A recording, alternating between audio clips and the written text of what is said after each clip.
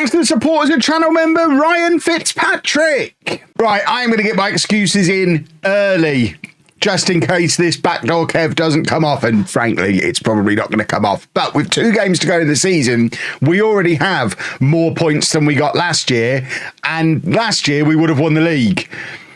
It's quite frustrating just how good Enfield are, but we have got our fingers crossed, because if they lose their last 2 games and we win our last 2 games and there's a 7-goal swing between us, we still have a chance. Oh.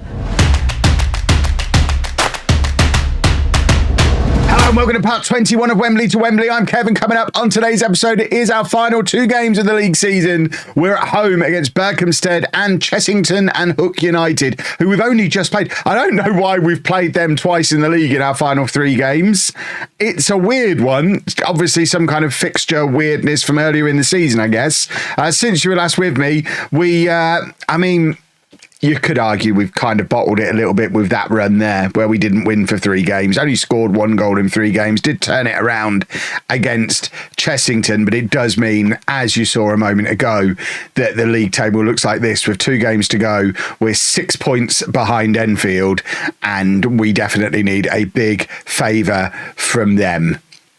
Fingers crossed we can get a big favour from them. We have had a youth intake, though. Youth intake is in, and once again, we have some pretty good youngsters coming. Again, pretty good with a big asterisk next to them, because we don't know how good they actually are at this level. But we've got the likes of this guy. I mean, a lot of these are probably going to become Name in the Game channel members. So names subject to change. But if we pick out the 15-year-olds, the 16-year-olds, he's got a great name. I don't want to change his name. There's a few decent guys. Less so than we've had previously. We've actually only signed 4 of this year's youth intake. So I think now we've got a very full youth squad, we're less likely to feel the need to sign lots of them every year, because the under-18s, rather than that first year we had to fill an under-18 squad, this year we're just adding a third of an under-18 squad each year and then releasing some. There are going to be quite a few of our current under-18s who are going to be released at the end of the season, and even with signing the youth players, as you can see, our committed spending is pretty low. So that side of things is great. This side of things is a disaster, and we need to get promoted. So at the very least, we need good form in these last couple of games so that we can go into the playoffs as strong as possible, and just hope that they go a little bit better this year than last year. So this is the team for the first of the 2 matches at home against Berkhamsted. It is Carullo in goal. A back 4 of Chadder, Duffy, Millard and Gray. Fernandez at the base of the midfield. Whitaker and Martin ahead of him. Then Young behind Beattie and Bayliss. I'm getting very used to this team now. These are my boys. They play well.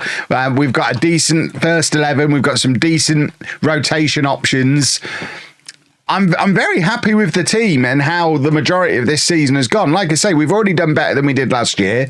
Last year, we finished on 77 points, I think. And the team that won the league last year, 81 points. So if we win today, we've already done enough, or would have done enough last year to win the league. It's just one of those things that you sometimes get a really good team. Enfield are losing. Wins are 1, Enfield 0.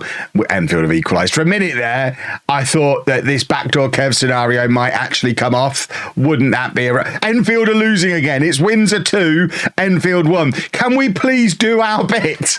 Why are we? I think the whole team is probably watching the Enfield game, just like I am. But if we could please and thank you do a football goal just to make this a little bit more interesting going into the final game of the season. We're defending. What on earth is going? Why are we defending? Why weren't we defending?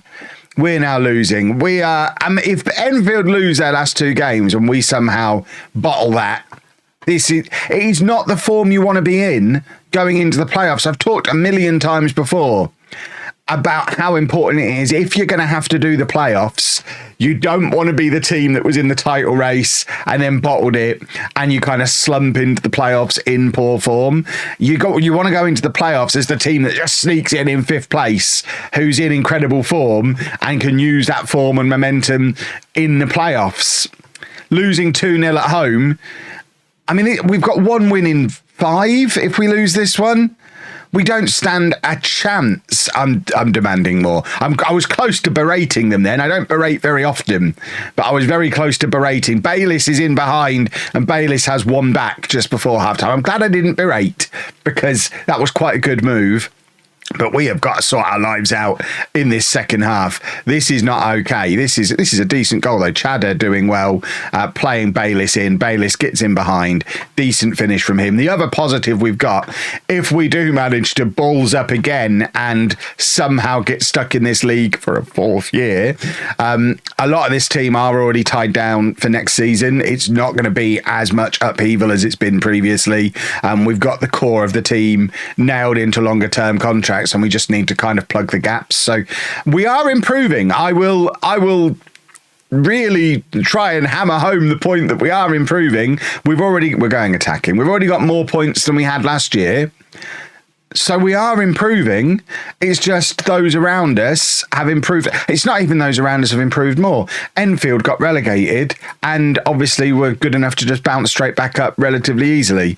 Duthie, this is terrible from him. Drakos is going to come on. We're going to take off Young and bring on Hards. And can we please do a goal? Bayliss has got one-on-one with a defender again here. It can't get past him. It falls to Beattie. And now it's out to Josh Gray. Get that cross in. Enfield have equalised, so it perhaps doesn't even matter from an automatic promotion perspective. It probably never did. But like I say, it does matter in terms of form, morale, momentum, dynamics, whatever buzzword you want to add to it. We can't go into the playoffs having lost 4 of our last 5 games. That is not how you win playoffs. We're going to take off BT, bring on Canerva. We're going very attacking. I mean, that just means there's going to be no more highlights. We all know what very attacking means. But please, can't we do something, boys? Is anyone that right? It is time to berate them. We're berating them. I don't berate very often, but sometimes you just have to get cross. And I have got cross, and it's done absolutely nothing because we're not going to get right. One more highlight. We've not got the ball. Why have we not got the ball?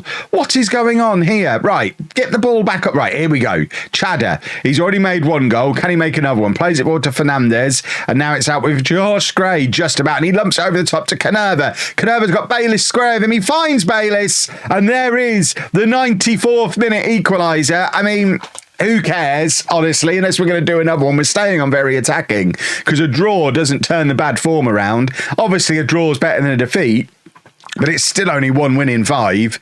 This is a lovely goal. And Bayliss, I mean, this might be the... I know BT's been our top scorer this year, but Bayliss has got better as the season's gone on, and Bayliss and Canerva might be a thing for us next year. Can we grab the late winner? It's Hards. Back to I think that was Whittaker, and now Chadder trying for the cross, can't quite deliver it, and now we're going to concede a late goal because I've stayed on very attacking, aren't we?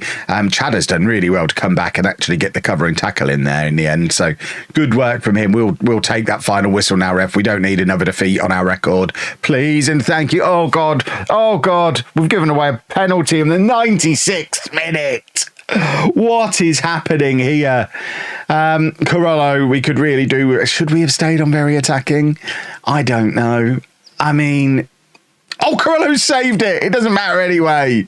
Oh my goodness me. What a chaotic last few minutes here at Wembley. If you had to rush to try and get the tube, then you missed all the action in this game. You thought we lost. We ended up drawing and saving a penalty. You missed all the good fun. Oh my word, we might not draw yet. Right, can we do the winner? No, we can't do the winner. Brilliant. Okay. So Enfield probably lost, just to really rub salt in the wound. And can we see what happened in the Enfield game? Is there confirmation that Enfield are champions? Yeah, there you go. Enfield crowned champions. Right. That's unfortunate. Let's try and turn this around in the final game of the season. Look at that. We must beat Chessington. We beat them 5-2 away from home and went to Chessington World of Adventures while we were there. We had a lovely time. So hopefully we can get a big win on the last day to set us up for the playoffs. Who did we lose to in the playoffs last year? it was Flackwell Heath, who are in amongst it this year as well. As it stands, we'd play Rayners Lane. It's going to be either Rayners Lane or Holyport, 'cause we can't finish third. I think being second means we're at home in both rounds of the playoffs, assuming we get through the first one. But Rayners Lane are tough opposition. Rayners Lane, we lost away from home to relatively recently. We did beat 2-0 at home earlier in the year, so I think we can cope with the playoffs. We're going to win the playoffs, because I always win the playoffs. Well, no changes for the final game of the season, because I said at the start of the last one, I think this is my best team. It didn't do very well. Oh, right. Cross everything, boys and girls. I know we can't get promoted today, but we need a big win to get us into some good form going into these playoffs. And we'd quite like to see everyone else in the playoffs get absolutely thumped, just so that they go into it all feeling a little bit sad. We'd quite like them to be feeling sad and then for us to enjoy some playoffs. I think in a series called Wembley to Wembley, it'd be quite nice to establish early on that we're quite good at the playoffs. So when we get a little bit further into it and the playoff finals start happening at Wembley, we're not afraid of them. As a Peterborough fan in real life, Wembley's a nice place for us to hang out. The playoffs in general have been pretty good to us, apart from last year. Don't need to talk about that. I feel like my curse spread out into real life, but it's fine. I can't imagine there's any Sheffield Wednesday fans still watching these videos, because I've been horrible to them. They started it. They picked on me first. I had to put them in their place. But yeah, we don't talk about the playoffs just in general.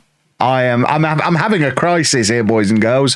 I did not anticipate it being this difficult to get out of this league. I haven't done a deep in the non-league save for many years because, and I'd like to paraphrase myself from the multiple times I've been asked, they're so easy. You just get a team in tier 9 that's good enough to win the conference, and then you just go back to back to back to back to back, and it's boring because you just get promoted all the time.